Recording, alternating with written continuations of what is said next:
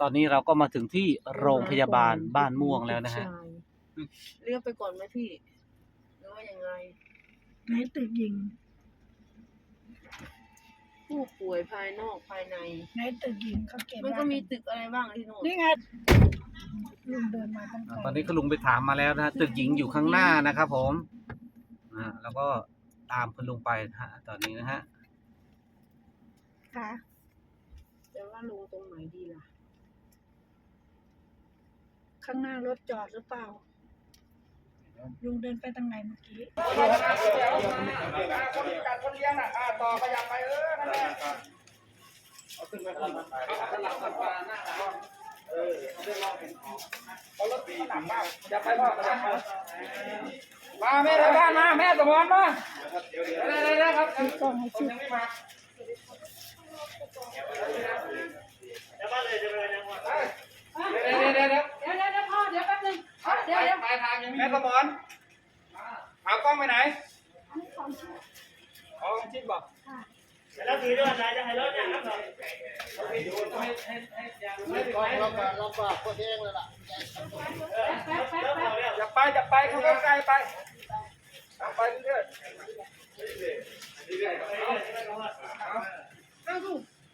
อย่าประมาทใกล้อย่าประมาทเอาลงมาขึ้นลงมาเอาไปลงมาโอ้ยนับไปเลยกี่แพ็คนับด้วยที่ต่อนะ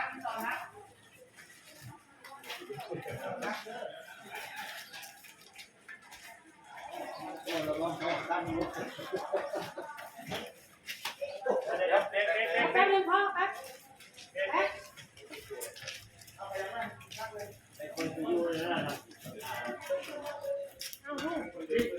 ปล่อยกล้องไว้ให้ทำนอกวางกล้องไว้เร็วๆไปครับไปมาขึ้นได้ที่ใช่บอกขึ้นได้อยู่ทางมาจากงาน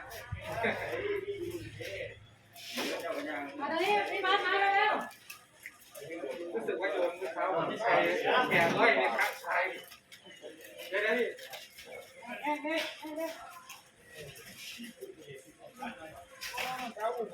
ซ่อมแทบบอก อ๋อหนูไม่อยาก เอาออกมา ไม่อยากลง เอาเลยเอาโอ้โห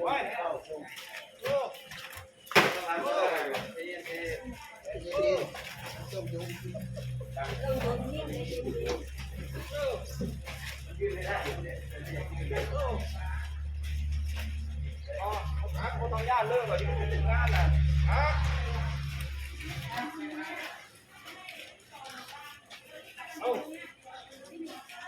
มันจะพอแล้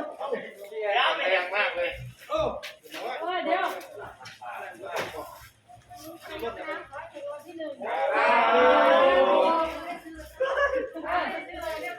แล้วยายสมอยจะเกี่ยวเราขับทิ้งแล้วเราดิป้าบอกว่าถ้ายกน้ำจะถูกรางวัลที่หนึ่งได้สมอยแล้วนี่ยกขาดูกำลังที่สองขยับมาตรงนี้เลย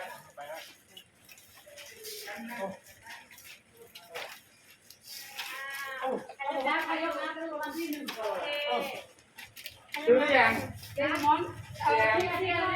าอีกไหมยังซื้อหรือยังยายยังไม่ได้ซื้อ เพราะว่าถือกล้องให้แอดชิด เ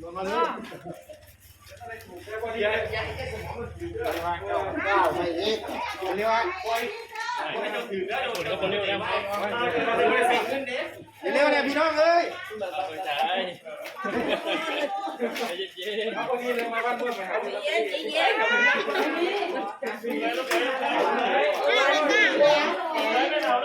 หันหน้ามานี่จะไปซื้อที่ไหนได้เนี่ยแม่บอกว่าหาแล้วไม่มีลอตเตอรี่เคยซื้อแต่ซื้อแค่เขาซื้อแค่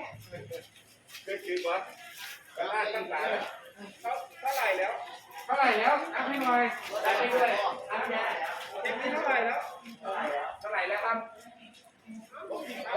66นับต่อไปเลยเด้อนับต่อเลย67โอ้นู่นนั่งโอ้เดี๋ยวให้พ่อนั่งเพราะว่ามันคือ สายพานไปอยู่ในอันนี้ไล่แขน ม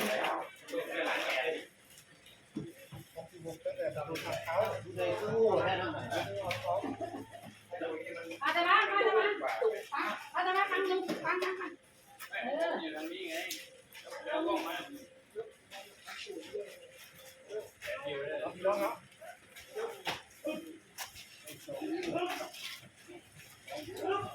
เป่าแล้วแขนแสดงว่าแขนสีแดงเริ่มหอมแล้วไม่ได้หนักธรรมดาหนักน้ำใจ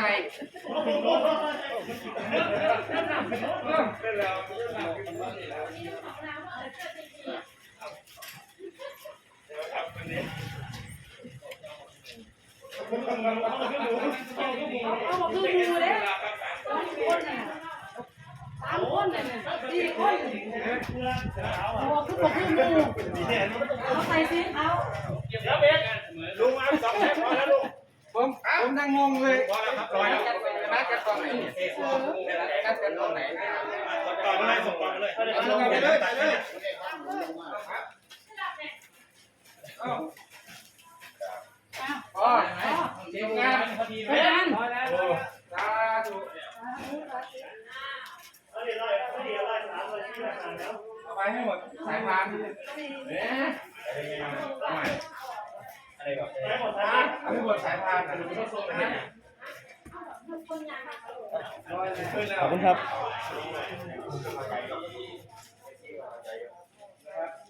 เป็นแบบนี้สมัยละ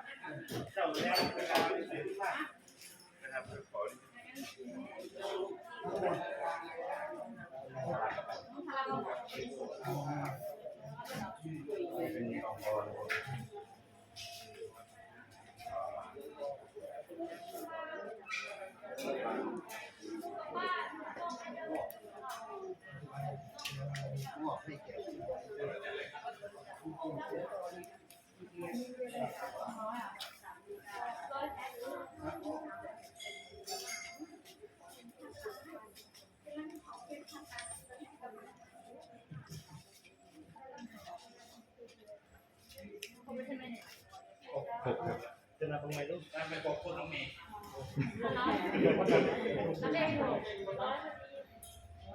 คุณนางแพทย์